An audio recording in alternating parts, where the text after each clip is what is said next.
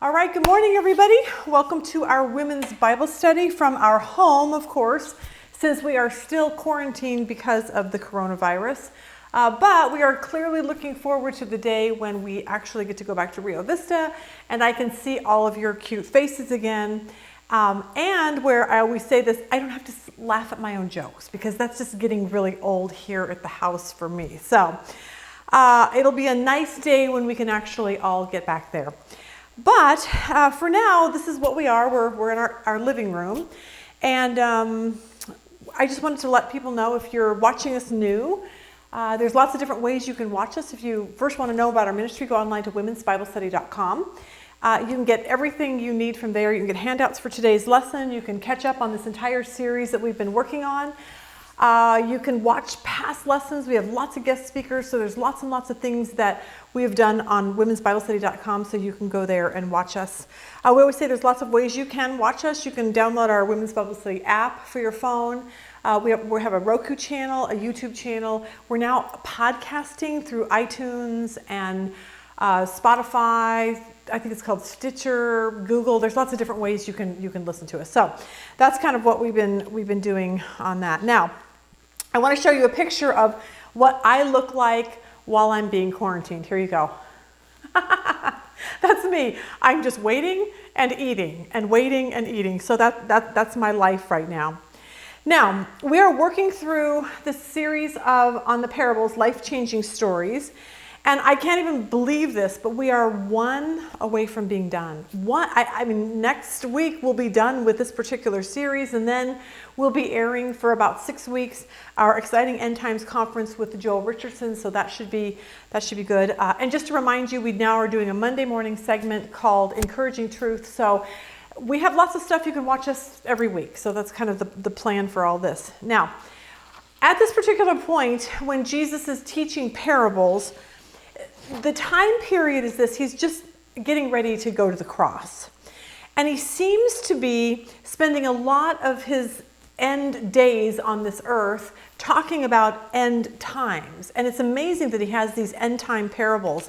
And so he wants to talk to us about what the landscape is going to look like during the end, what the rapture, what the return of Jesus, all of these things he is talking about. And we see this one theme.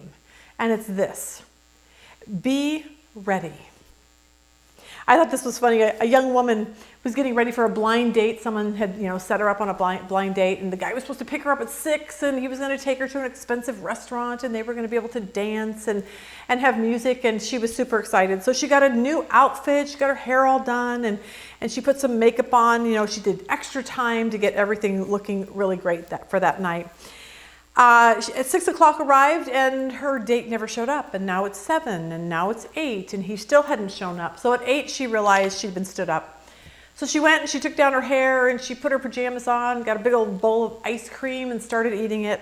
And just then the doorbell rang, and she went to the door with her pajamas on.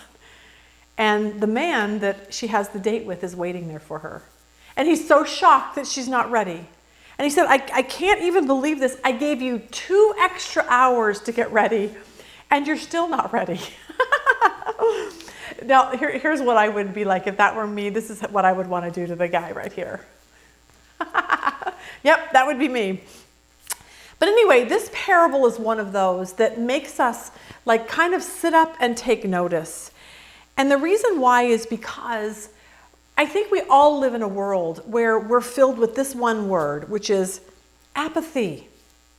And I get that. I really get that word, especially now with the whole coronavirus and we're stuck at home. When we first got quarantined, I thought, well, this is, the first week was kind of tough, but then I kind of got used to it. And I started laying out in the sun, and I started walking down to the mailbox, which I think I've told you this before. My mailbox is like a 15-minute walk down a mountain, and then you have to walk back up. So I was getting really in shape, and it was kind of like, yes, I said, I'm going to eat less. All right, that's going to be my plan. But after about week 2, that got kind of boring. And I was like, I don't want to walk anymore. It's just easier to drive. And it's too hot in Phoenix to lay out in the sun. And you know what? The whole eating thing, that's just overrated to not eat. Like that just doesn't work for me. So I had a stash of Butterfingers, and I got tired of Butterfingers, and then I made Nestle's Toll House chocolate chip cookies, and then I ate those, and then I needed brownies, and this just goes on and on. Normally in my real life, I limit myself to 1 Dr. Pepper a day, and that's only if I'm at a restaurant. No, not here. 1, 2, whatever. And here's what happens. It's that word, apathy. I just am like, you know what? I'll worry about it tomorrow. Every time I drink my 3rd Dr. Pepper, I'm like, tomorrow I'll be better. After I eat my 200th cookie, tomorrow I'll be better. But everything just gets put off. And that's just apathy at its best. Unfortunately, when I step on the scales, I'm like, yeah, that's not going to work long term here. But I realize that the exact same thing can happen in our Christian life. And we get really, really apathetic about our Christian life. We're just like, whatever, I'm okay, you're okay. You know I should read my Bible, but I'm in Leviticus, and so it's really boring right now. I don't really want to watch my church service online because I can't go there. But even if I could go there, I'm pretty sure I'd be too tired. And then, I know I'm supposed to tell people about Jesus, but I kind of want them to like me, so I don't really want to do that either. And then, we talk a lot about end times, and Jesus is coming back, and you're like, well, he hasn't come back yet. It's been 2,000 years. And so what happens is Jesus comes along and gives us these parables. Super excited I got to do this. Okay, watch this. This is Jesus. Wake up! You need to wake up! I'm super excited to use that. I think that's what Jesus is saying. You need to wake up. And all the parables gave us this whole, how to become a Christian, how to walk with God, how to love Jesus, how to represent him. And now he's saying, you guys got to wake up. There's going to be an end to this. And he's been telling us exactly what that's going to look like. And he wants us to be, we're going to call it this, spiritually prepared. That's what his heart is for us. Because for this parable today, it's really amazing. Jesus seems to equate being spiritually prepared with whether we're even a Christian or not. And that was shocking as I was studying this. So let's watch our video first. For those of you, if you're new, we went to Israel this last summer.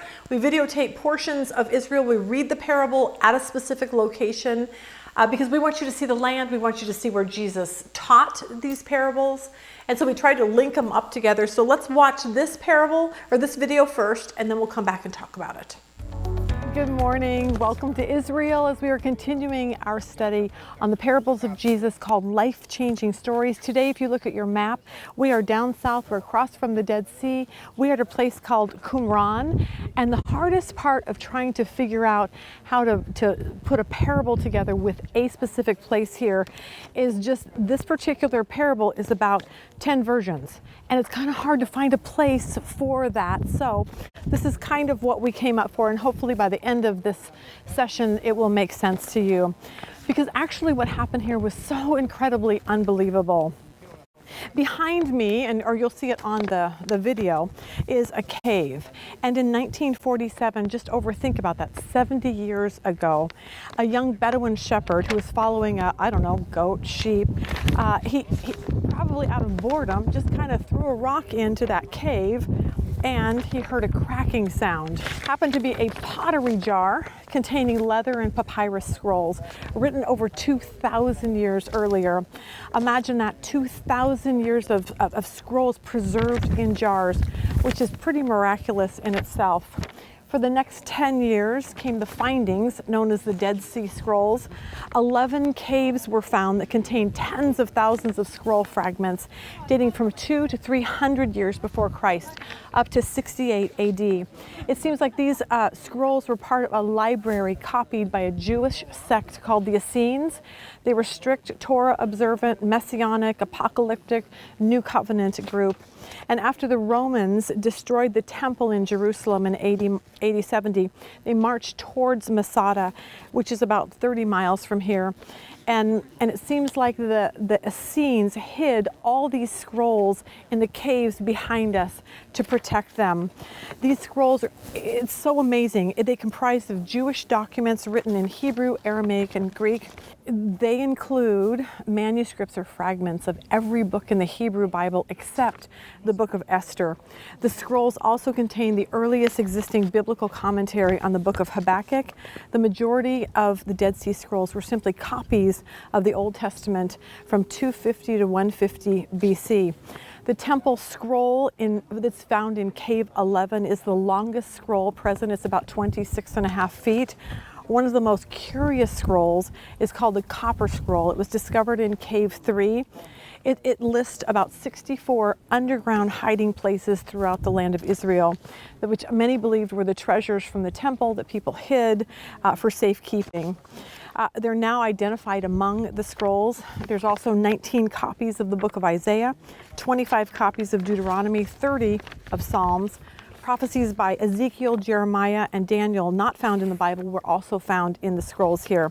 And the Isaiah scroll, which was so amazing, found relatively intact, is 1,000 years older than any previously known copy of Isaiah, which when Isaiah prophesied about Jesus, the Jews never really wanted to believe that section was original. But here, what they found in the Dead Sea Scrolls was proof that Isaiah told us exactly how Jesus would die. Here's also why these Dead Sea Scrolls are so awesome. It gives us confidence of the reliability of the Old Testament manuscripts, since there was minimal differences between the manuscripts that had previously been discovered and those that were here at Qumran. It's a great reminder of this, that God preserved His Word down through the centuries, protecting it from extinction and also guarding it against significant error, which gives us a lot of confidence when we read the Bible. Now, to our series, Life-Changing Stories, and what Qumran has to do with any of it, the answer is not much. But we just really wanted you to see this place. But I'm hoping that there's one connection we can make. The parable today talks about the return of Jesus and being prepared and being ready for His return. It's about knowing what the Bible says, about looking for the signs of His return and being ready. But we see a lot of people who say they're followers of Christ, and yet they act as if this event will never ever happen, that Jesus will never come back.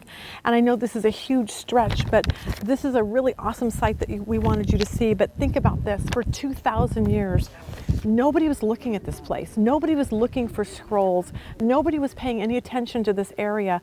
Nobody had any thought to what these scenes were really doing. And I think the same process goes today.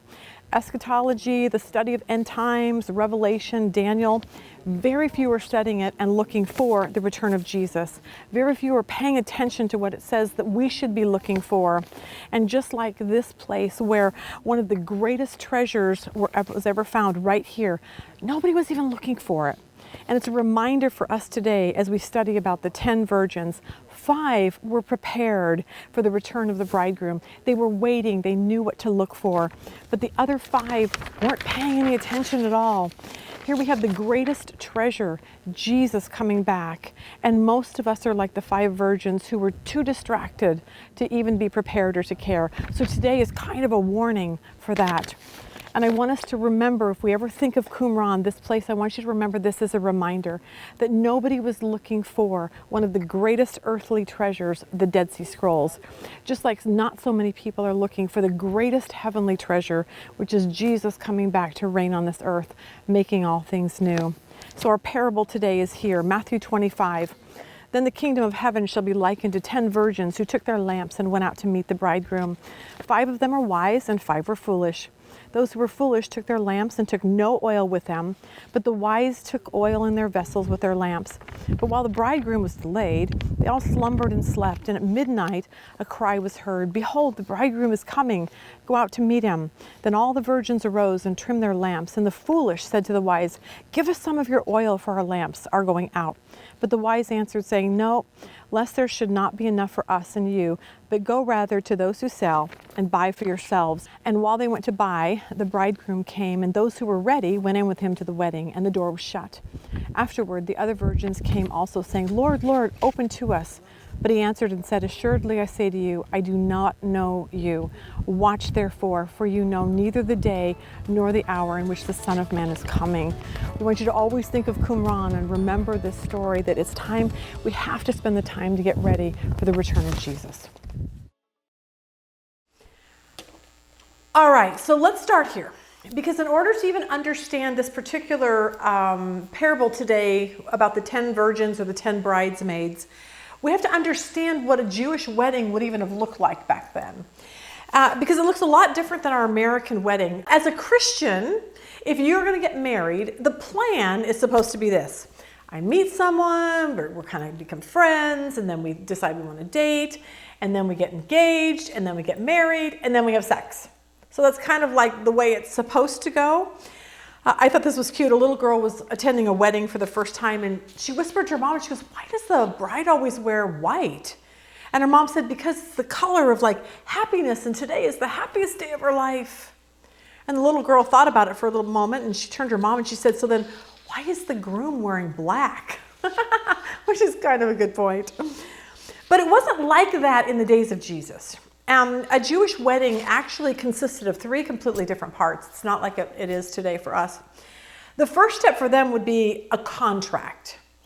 Marriages back then were mostly arranged by their parents. So it's kind of like if little Timmy and little Carla grew up down the road from each other and their parents were friends, and they would always be like, oh, someday we'll get our kids married. And then they would actually do it. And that's just the way it was in Israel at that time. I was laughing. I thought, I wonder if Cheyenne and Dusty would want Rob and I to pick out their spouse for them. The more I thought that through, I started laughing because I'm like, yeah, I don't think so. I can't even pick out their clothes. Like, we have total opposite tastes when it comes to what the kids wear.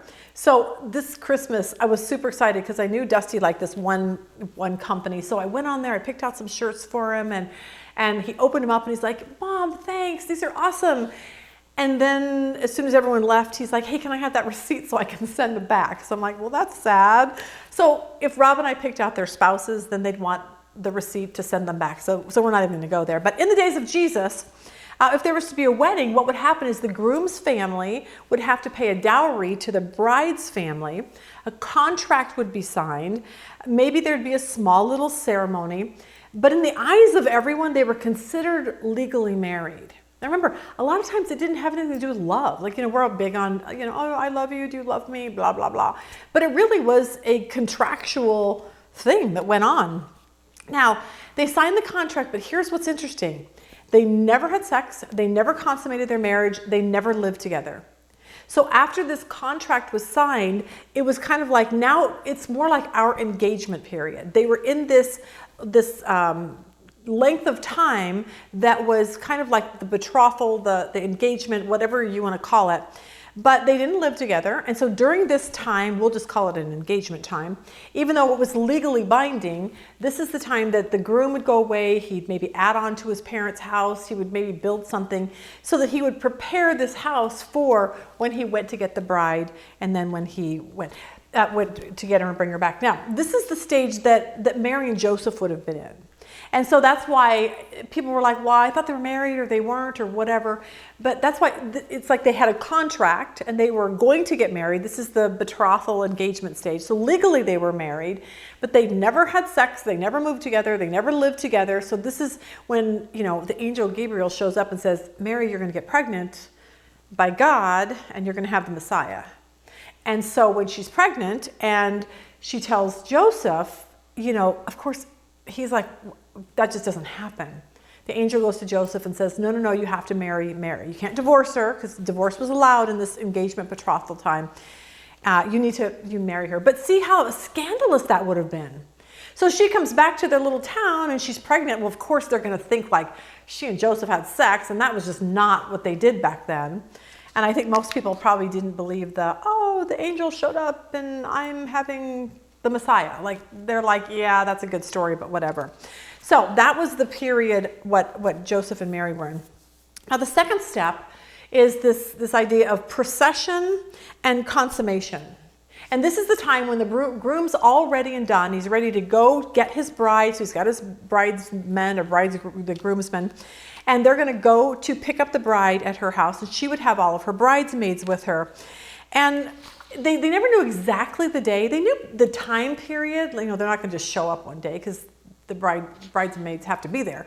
So they know the general time, but it could probably be within a week. So the bridesmaids are there and they're getting the bride, and they're always prepared for when the bridegroom's going to come. So their job is to take, let's just say, we're going to use this as a candle. We're going to say this is what they do. Their job was to have a candle or a light, a torch or whatever, and it had oil in it. It was continually filled with the oil, and their job would be to light this and then light the way all the way back to the groom's house. So that would be the bridesmaid's job, was to do that. So you figure you've got 10 bridesmaids, and if they all had lights, they're lighting the procession all the way back. Because remember, there was no electricity, how are they going to at nighttime in the middle of the night get back to the groom's house? So that was the plan. They would go do that. They would get the bride. The procession would be back, and then the bride and the groom would go in, probably to the place that the groom has been working on. They would finally consummate their marriage. They would have sex. They would come out, and then there would be the third step, which is this celebration. And there would be this wedding feast that lasted 7 days. So when Jesus turned water into wine, that's what was going on. It was a wedding feast, the wedding feast at Cana. And, there was wine. It was just celebration that these two were married and consummated their marriage, and now they could go and live together. Now, with that background, this would have made total sense to anyone that was listening. Because remember, a parable is a story, and the story is something that made sense to the audience. And Jesus would say, well, this is a story, and they'd be like, oh, I get that, because it was linked to something that they understood. And weddings and bridegrooms and processions and all of this made total sense to the listening audience. And what Jesus was trying to remind people is that if you're going to be a bridesmaid, you need to be prepared. You need to have enough oil to light the way. And why this particular parable was so shocking, and what Jesus said, is because the 5 bridesmaids weren't prepared. And it was as if they were saying, you have had a year or more to prepare for this day. And they weren't. So let's start here. Let's start in Matthew 25, verse 1. Then the kingdom of heaven will be like 10 bridesmaids who took their lamps and went out to meet the bridegroom. So I want you to think about this. So they all they hear the bridegroom's coming, and they're all like, yes, let's light our lamp. Let's light our whatever. Now, I'm using this as this because, this isn't what it actually looked like, but you kind of get the point. So all 10 of them have lit their lamps, let's just say, and they're ready for the procession. I should have had this all lit before, because this is, because I want you to kind of really get the point here. So this is going to be the procession that's going to go back, and all of these are bridesmaids. The candle is a bridesmaid, let's just say that. Now, here's what Jesus says in the parable. He says, 5 of them are foolish and 5 of them were wise. Because the 5 who were foolish didn't take enough oil for their lamps, but the other 5 were wise enough to take along extra oil.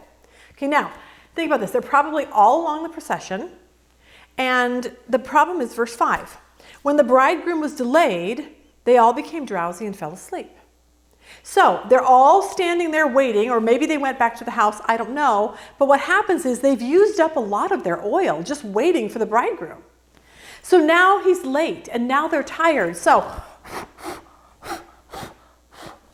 I'm hoping I don't burn my house down with this. Okay, so now we're going back to square one, because now they were there, they used up a lot of their oil waiting. Now that the bridegroom was delayed. And now it's funny, people go, how is it possible that a bridegroom would be delayed to his own wedding? And you would be surprised. Because Cheyenne goes to Israel a lot, and she has friends over there. So she was invited to go to a wedding the last time she went. And she said, Mom, you would laugh. She goes, it's the most stressful place to be, because they're like, wedding starts at 8. People aren't even ready at 8. And so Cheyenne's all dressed and ready to go. And she's like, we got to be there by 8. Because if Cheyenne, she was raised, if it's 8 o'clock, it means you need to be there at 7:45. And so and they're like, what's the big deal? Like to them, 8 means it could be 10 or midnight or 3 o'clock in the afternoon tomorrow. That's just kind of their thought process up there. She goes, Mom, it is the most anxiety-ridden place for me because they don't think like we do in America. So the groom is late. Maybe he had last-minute details. Maybe he's throwing petals on rose petals on the bed. I don't know. But verse 6, at midnight, a cry was heard. Behold, the bridegroom is coming. Go out to meet him. So whether they just fallen asleep on the procession or they'd gone back to the bride's house, I don't know. But suddenly it's like, it's go time. He's here. Grab your bag. Grab your oil.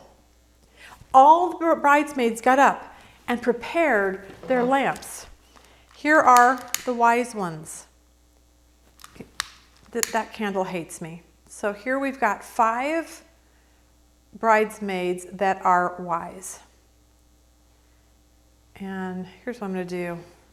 I'm changing this with this. We're going to say this one's foolish because that wick hates me. Okay, so here's what's happening. So now you have 10 bridesmaids. But the problem is, verse 7, all the bridesmaids got up and prepared their lamps. But only 5 of them had enough oil because these girls didn't bring enough. And I think the reason for it is this word that we've been talking about. They were apathetic about this wedding. It wasn't important to them. It wasn't even important for them to have some in their bag prepared. Like they weren't prepared for anything. They just were there. They just showed up. It made me think of this. If you're getting ready to meet your friend, this is like someone in Israel probably, and you're kind of just too lazy to get up and get ready, and they're like calling you like, where are you? This is it. What I really mean when I say I'm 5 minutes away. I've got candles that I'm in the bathtub with my little shower cap, so I thought that was kind of cute. But I don't know. Maybe these 5 were distracted. They just didn't have time to go buy extra oil. Maybe they were too busy watching The Bachelorette, or maybe they were too busy at the gym or hanging out with their boyfriend. I don't know, but whatever the reason, here you go. They weren't taking this event very serious. They hadn't prepared for delay. They hadn't even thought it through. And suddenly they realized, I don't have enough oil in my lamp to light the way. And it was devastating. So they came up with a plan. Verse 8. Then the 5 foolish ones over there asked the others, please give us some of your oil because our lamps are going out. Please give us something of yours so that I can rest on what you have instead of me. Here's the lesson that we can learn from that one verse. And it's this: we have to take personal responsibility for our own relationship with Jesus. See, we can't blame others for our lack of spiritual life, for our lack of oil in our life, let's just say. Rob was talking to a friend of his one time. Every time he goes with him, he knows Rob's a Christian. So every time he sees Rob, he'll say things like, oh yeah, I'm just a bad Christian, I don't go to church. And he always blames it on his childhood church. They were too legalistic. They did this, they did that. It was always blaming someone else. And I would listen to him and I'd think, I'm sorry, it doesn't work like that. We have to take personal responsibility for our own relationship with Jesus. We can't borrow from someone else. It's like you can't know somebody in your life and just borrow you have to have it for yourself. There was a pastor who had a new church, and so whenever someone filled out a card, he would go visit them. So there was a family that filled out a card. He went and knocked on the door, and the husband answered the door. And he said, hey, thank you for coming to our church. We were glad to have you. And the man that answered the door said, that was my wife and my kids. I haven't been to church for years. And then he starts telling the pastor this. He says, I've been a Methodist all my life. My parents, my grandparents were Methodist. My great-grandfather was a Methodist preacher. And the pastor finally looked at him and said, but you can't rest on their faith. Like, you have to have your own faith. You can't just let your family go to church and you not go. Just because you were a Methodist doesn't mean anything. And he explained to me, he said, we'd love to have you come to church. But of course, the man said, no, thank you. He wasn't interested. A couple years later, this pastor received a letter from that man that was at the front door. They had moved to a different place. They joined a different community. They ended up going to church at a different place. And the man said this. He said, thank you for what you told me. And he said, I made a decision to follow Christ. And he said, I made a decision to do it on my own because I realized the importance of taking my own personal responsibility for my own spiritual development. He said, I'm no longer content with borrowed religion. And see, here's what we want. The 5 foolish bridesmaids over here, they wanted to borrow the wise bridesmaids. She wanted to borrow something that wasn't theirs. And that's what we're trying to say. We have to take responsibility for our own relationship with God. Verse 9, but the others replied, the 5 wise ones, they replied, we don't have enough for all of us. Like, if we gave you some, at least now, I don't like that candle. I got to find a new candle because that one it's kind of a sad candle. Okay, we're putting that one over here. There we go. They're like, for right now, if this is all the procession, at least we can light that thing hates me. There we go. At least there's 5 of us that can light the way. Even if there's not 10, there's 5. But if we give you some of our oil, then all of it will go out and it'll be dark. And it will ruin the whole procession. It would be a really, really bad thing. So their point was, we took our job serious. We prepared. We knew we had to light the way. So the 5 foolish bridesmaids went to go buy some oil. Verse 10, and while they went to buy, the bridegroom came, and those who were ready went in with him to the wedding, and the door was shut. So the 5 wise bridesmaids made it there. The oil was fine. The bridegroom showed up, and they went into the party, and the door was shut. There was a pastor who was supposed to preach in Arkansas one night. We had a very close connecting flight in Dallas. And he was running through the airport to make it to his flight from Dallas to Arkansas. And he was sweating, and he was running really fast through the airport. And he went up to the counter just as the door had closed. And he handed the ticket guy his boarding pass. And he said, I have to make that flight. I have to preach, in the morning. And the ticket counter guy said, you can't get in. He goes, but the plane's sitting right there. You have to let me get in. And he said, no, federal law says that when the door is shut, no one is allowed on the plane. He said, I missed my flight because I was literally 1 second too late. And I was on the outside looking in. I could see all the people in there, but I couldn't get in. And I think that that's probably how these 5 foolish bridesmaids must have felt. The door was shut. She could see that the 5 wise ones were in the party, but they were locked on the outside. It's too late. You can't come in. It just seems like this has been a theme over the last couple weeks of parables. It's been really hard to teach these end-time parables because it's a scary theme. We saw with the rich man and Lazarus, we saw this chasm. Once you're dead, you can't cross over. It's over. We saw it with the parable of the dragnet. You've got a net filled with fish or with people, and you separate them out. You're going into heaven and you're going into hell. See, here's what we need to know. It's what Jesus has been saying over and over again, that after we die, the door is closed. We have to be ready. Isaiah 55:6 says this, seek the Lord while he may be found. Call upon him while he is near. It's like we're just supposed to remember and understand that he's found when we're alive. He's near when we're alive. It's too late after we die. Verse 11, back to the virgins. They're virgins, but they're called virgins because most of the bridesmaids aren't married. We're just calling them bridesmaids because that makes sense to us. So later, When the other 5 bridesmaids returned, now they ran to Walmart or Circle K or whatever, they got their oil. They stood outside calling, "Lord, Lord, open the door for us." But he called back and said, "Believe me, I don't know you." Now, I'm sorry, but that's terrifying. And here's what's the problem. How could a bridegroom not know the bridesmaids? And here's what's even more difficult to understand, is that they were all a part of the bride's entourage. They all agreed to serve the bride. They all showed up. They all had some light to begin with. Look at them. They're all dressed alike.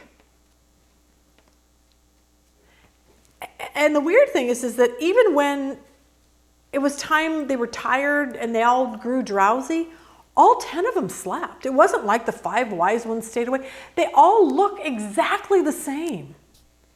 And I think Jesus is trying to distinguish something really important for us. And that's that people that say they're Christians, they can actually look at the same. And they might not be Christians. And I think he's trying to make that valid point during this. Because here's the deal. They looked exactly alike. They all looked the same. It's like this funny story. There was this lady in her 80s. She went to the grocery store to shop. She comes back out. She looks at her car. She's getting ready to walk up to her car, and she notices 4 guys in her car getting ready to drive away. She freaks out. She grabs her purse. She opens it up. She has a gun. She pulls out her Smith & Wesson 38, and she gets in her favorite, police stand. She's like, "Get out of my car. I'm going to shoot." Freaks these 4 guys out. They jump out of the car. They take off running. She goes and puts her bag in the back seat, gets into the front seat to put the key in, and she realizes the key doesn't fit. And the reason why is because it's not her car. It's actually those 4 guys that she just at gunpoint held them up. But the problem was that the car was identical to hers. And hers was 5 spaces down. Same cars.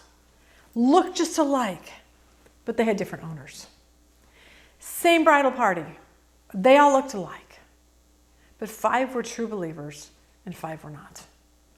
Kind of terrifying. Here's another reminder. Another set of verses that Jesus used. Matthew 7:21. Jesus told the group that was listening, "Not everyone who says to me or calls out to me, 'Lord, Lord,' will enter the kingdom of heaven. Only those who actually do the will of my Father in heaven will enter. On judgment day, many will say to me, 'Lord, Lord, we prophesied in your name and cast out demons in your name and performed many miracles in your name.' And then I will declare to them, 'I never knew you. Depart from me, you who practice lawlessness.'" Jesus is saying that you guys all may look alike, and you may go to church and you may pray and you cast out demons and you do all those things and you raise your hands. You're going to look a lot alike. But there's a difference between those that are prepared and love God and serve him and do his will versus those that they're just not prepared and they don't care. And they may look alike and they may show up, but they're just not, they're not doing the will of God. And that's a really tough thing to talk about, and it's a tough lesson. So how do I know? How do I know what I need to do? And I think what we see here is that we have to be spiritually prepared. And Jesus tells us in Matthew 7:21, the verse we just read, "Only those who actually do the will of my Father in heaven will enter." So in other words, a Christian, someone that looks like this, the 5 that are doing something, those are the ones that are going to actually enter. A Christian is someone who does the will of God. Now, here's the problem. We go, well, what does that mean? Because I would love to stand up here and say, I do the will of God all the time, which of course, if you know me, you know that that's absolutely not true. The coronavirus brought out the worst in me, just so you know that. I was shocked. Rob and I, we don't really fight. We don't really have much to even argue about. So we just, I know him, he knows me. We just kind of figure it out. But he also goes to work every day. And I do my own stuff during the day. And now suddenly we're in the house 24 hours a day. And I realized that we had kind of a lot of differences. And they made me laugh because we're quarantined, which is to stay home. Now, to me, I thought staying home meant, for Rob, staying home meant we stay home. For me, I thought staying home meant I just stayed home until I needed to actually go someplace and then I could leave. For Rob, he thought grocery shopping meant I go to Fry's at 6 a.m. in the morning because all the carts are going to be sanitized and clean. I run in, grab my stuff, and run out. For me, I think grocery shopping is, I need some milk. I'm going to go to Circle K at 3 in the afternoon. For Rob, he thinks like we're supposed to make, breakfast, lunch, and dinner at home. And for me, I'm like, no. I think that just means that we get in our car and we drive to In-N-Out Burger one day. We drive to the pizza place and grab a pizza one day. Like, we literally had two whole opposite idea of what a quarantine actually meant. And so for the first week, it was tough. Like, I was not very will of God-ish at all, okay? I was laughing. One of Rob's friends sent him this because apparently his wife wasn't very happy with him. And so he says, I think this is how all of our wives feel about us. This made me laugh. Quarantine day number 6. My wife is out getting the garden ready. Not sure what she's planting. Potatoes, maybe? So apparently it wasn't just us that were having issues at the beginning. But the will of God doesn't always mean we're going to do it the proper way. But it should mean that we should know what it is and that we should want to do it. And so what happened is, after the first week, and we're just at odds, and it was really weird for us. And I would go to bed and I'd be like, God, you have to change him. Like, he just needs you to change him. He needs a lot of changing right now. God, you need to change him. And then one day I realized, wait a minute, maybe I'm the one who needs changing. So my prayers changed and said, God, change me, change my attitude and all of that. But in order to do the will of God, this is how it works. The Apostle Paul says this in Romans 12:2. Do not be conformed any longer to the pattern of this world, but be transformed by the renewing of your mind. Then you will be able to test and approve what God's will is, his good, pleasing, and perfect will. So he links up the will of God, knowing what the will of God is, to this transformation of our mind. And so how does that happen? How do we renew our mind? How do we know what the will of God is? And I think it's a matter of this. When we become a follower of Jesus, it's not just, I asked Jesus in my heart. It's God, I'm surrendering my life to you. I'm surrendering my life to you. I'm surrendering my mind to you. I'm surrendering everything to you. It's like, this is what surrender looks like. God, change me to think like you. That's the surrender part. Like, God, I don't want to think like me anymore. I want to think like you. I want to think like you so I can do what you want me to do in this life, your will in this life. It's like when we have surgery, we surrender our trust to the surgeon. They put us up, put us under. We're pretty, convinced that he's going to do what he needs to do. If we get on an airplane, we're surrendering our life to the pilot because whatever he does, I don't know, if the plane crashes, like we've just trusted him to keep us alive.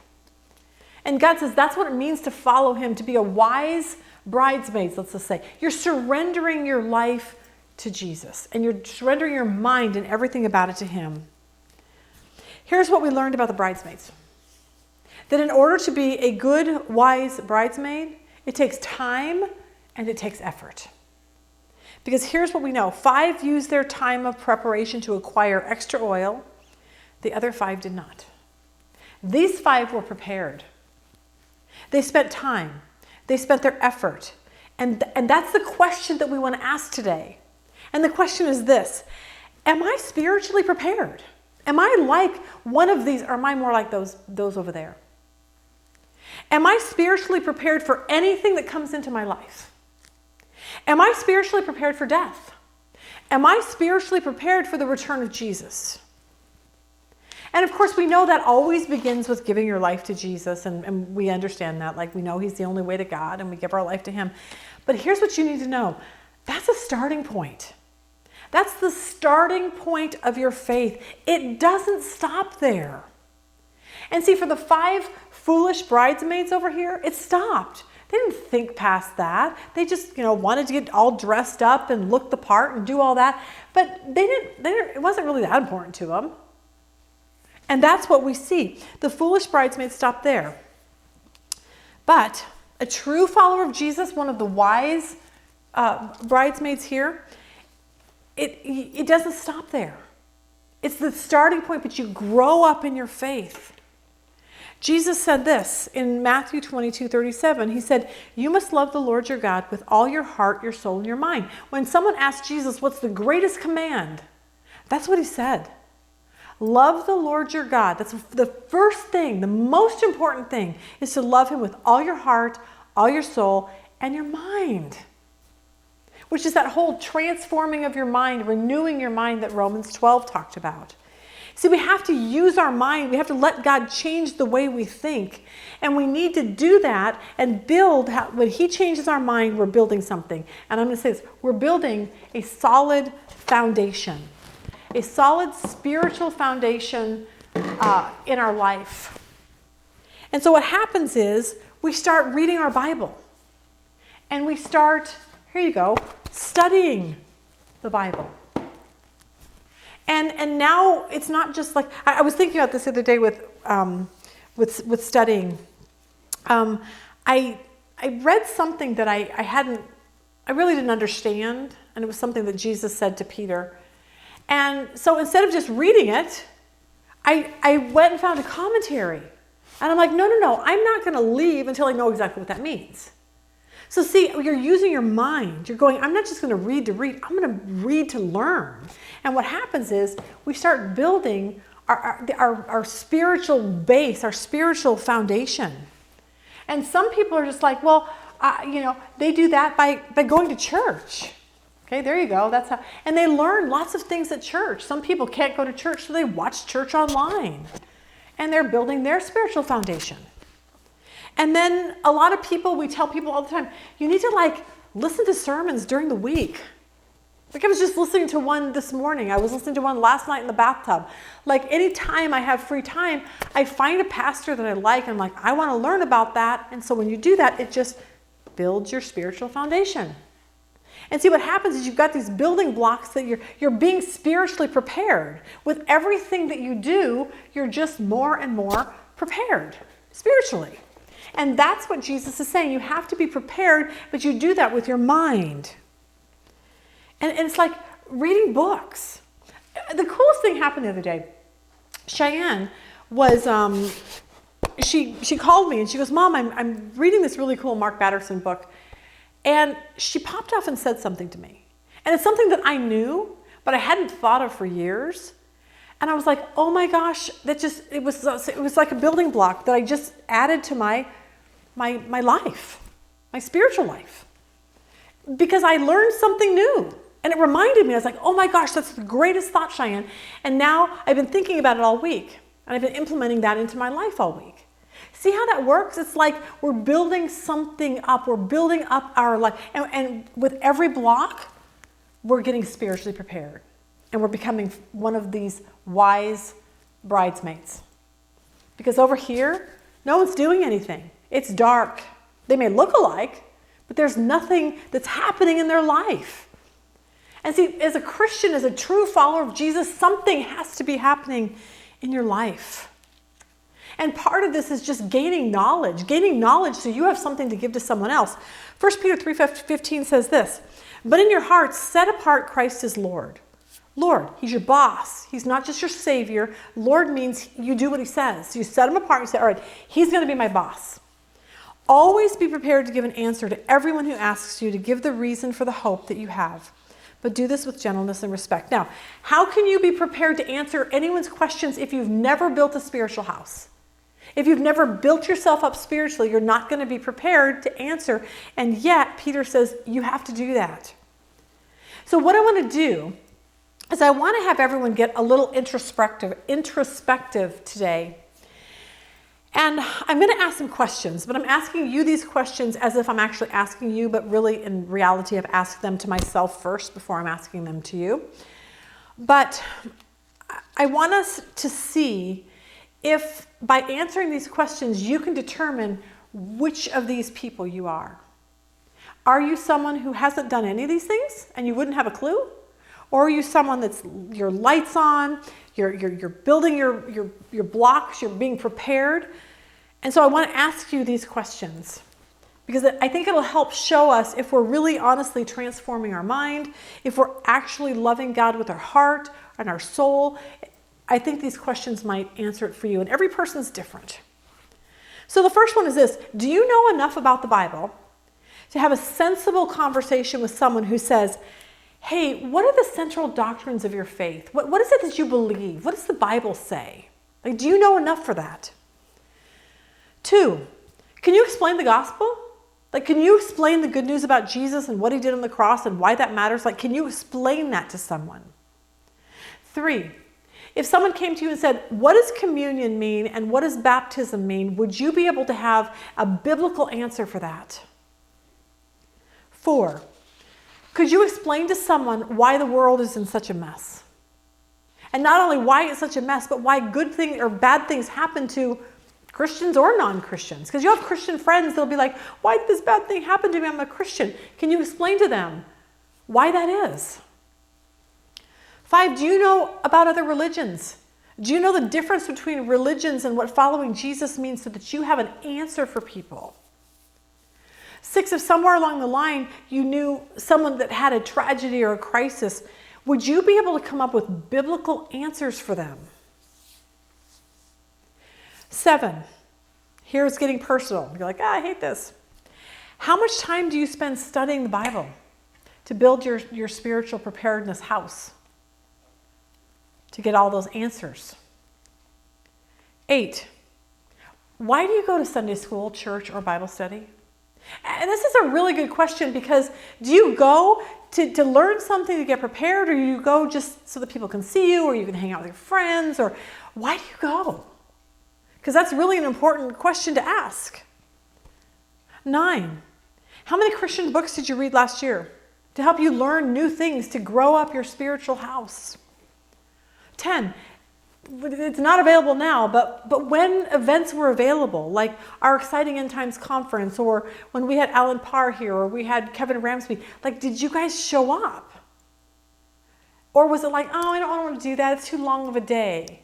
Or did you come with excitement? And I'm going to say, the people that showed up for our Exciting End Times conference, I have never been prouder in my entire life of all of you.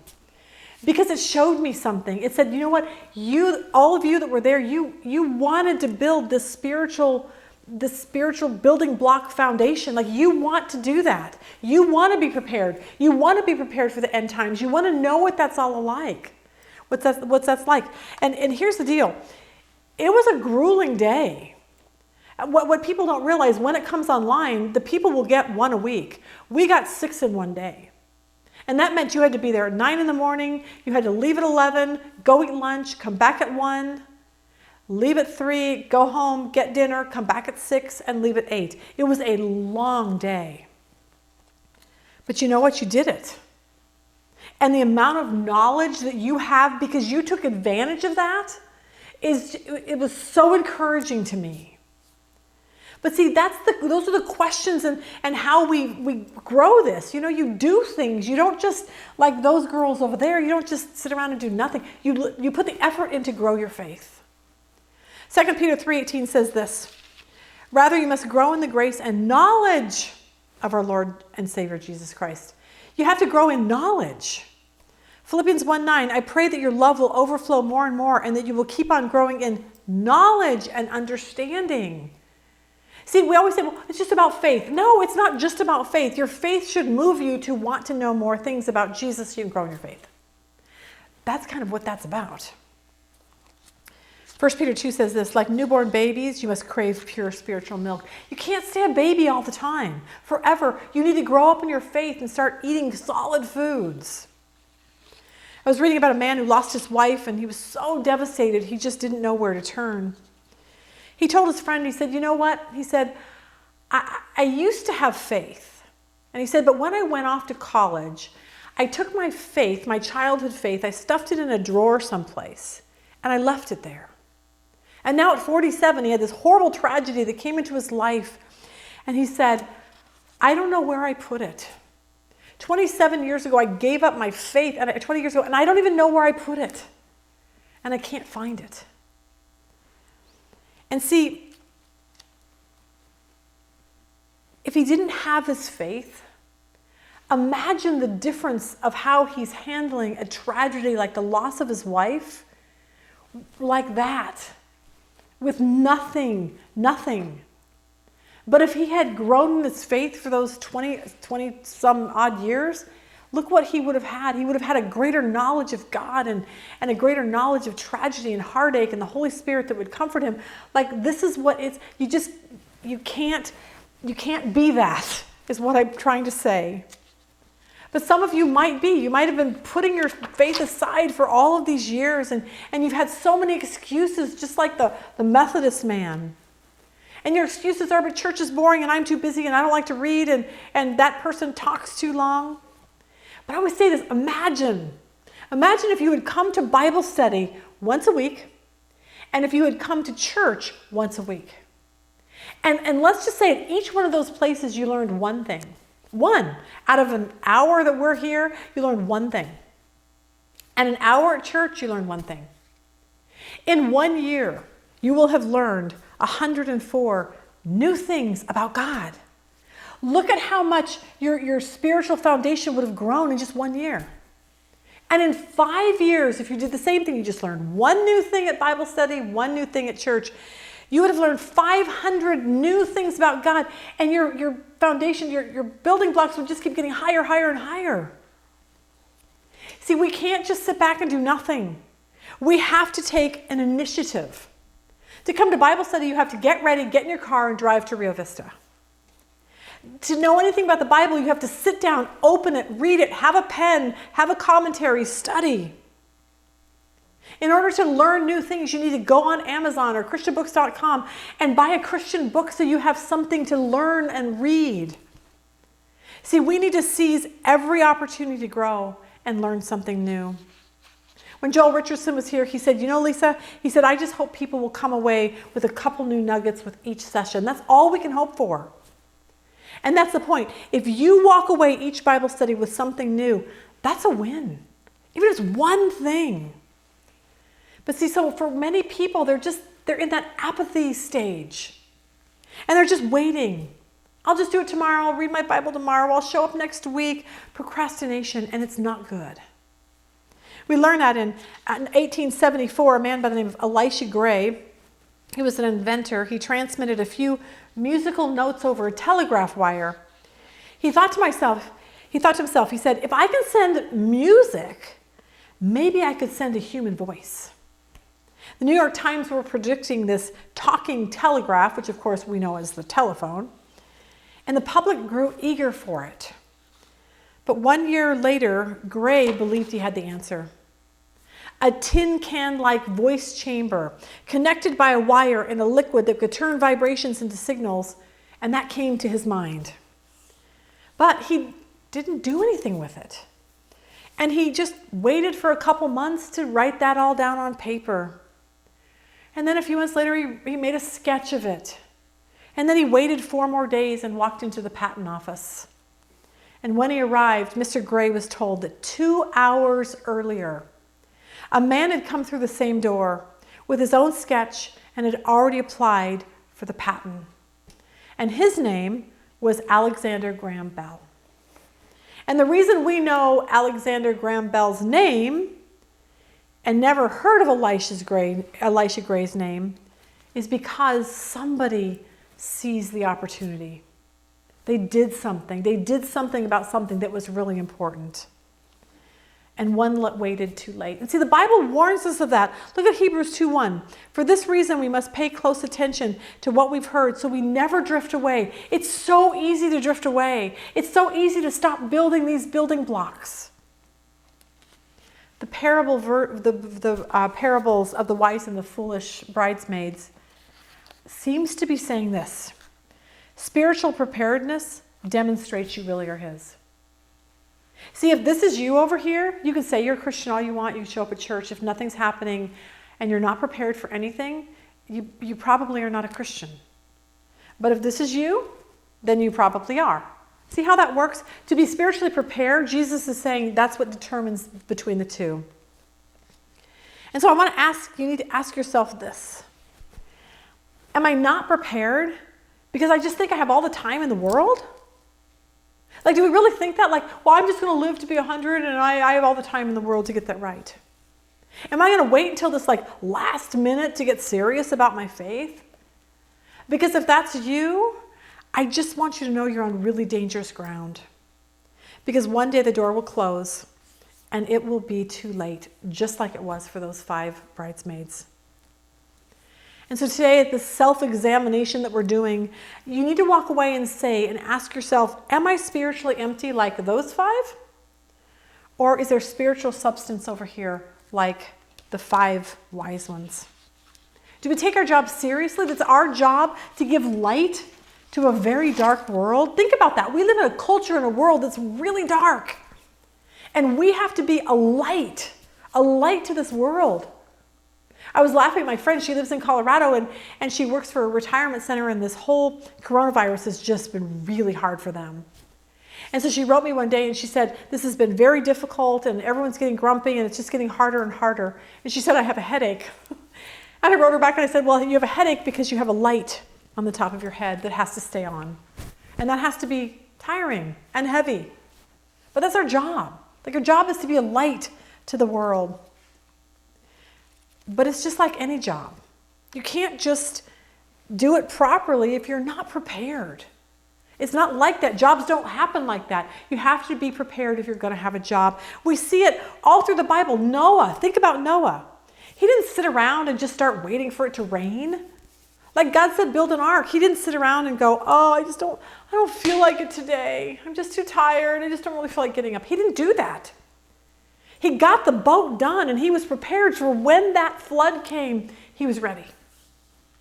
It's like David when he went out to fight Goliath. He was a shepherd. He didn't just sit out in the desert playing video games and talking to his friends on his iPhone. He rehearsed rock slinging. And he would sling rocks at bears and wolves or whatever they had to protect his sheep. Like he was doing something. And he was prepared when he was called upon. Because being prepared in our faith takes time and effort. I want you to think about the tragedy of the Titanic. And the Titanic happened for a lot of reasons, but mostly because people were complacent and unprepared because they never thought anything bad could happen to the ship. On April 10th, 1912, the great ocean liner, the Titanic, set sail from England to New York. Everybody thought it was just a floating fortress, and they believed, even the captain believed, that it was unsinkable. So he wasn't worried when he received 6 warnings that there would be an iceberg right ahead of him. April 14th, 4 days into the trip, that became a problem. The ship was traveling at its maximum speed, and its ship's navigation officer sighted the iceberg. He was right in their path. He tried to veer the big ship away from it.